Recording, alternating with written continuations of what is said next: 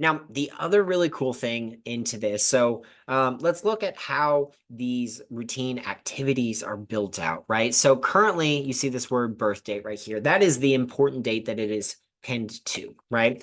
And right now, this specific one is going to send a birthday message. 0 days. You could also make it weeks, months, or years, which is something that a lot of systems can't do.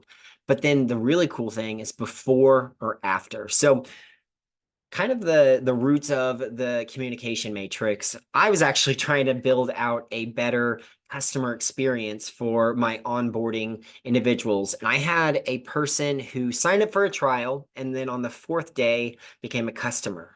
Well, that means they don't need the last 4 or 5 emails in the trialing experience, but those are automatically happening. And I realized that I needed a better way to move them from experience to experience, but in that case, they still needed to get the onboarding emails, but I didn't need the, oh, don't forget to subscribe emails, right?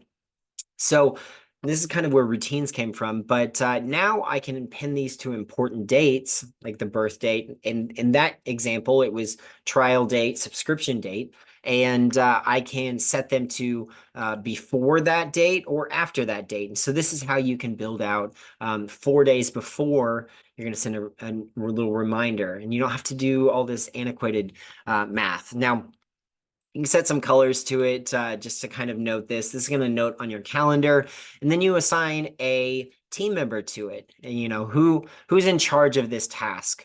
So all of the different profiles that I have built out in the settings, I have access to. Right now, this is my personal like demo account. So I have a marketing assistant, and then I also have myself.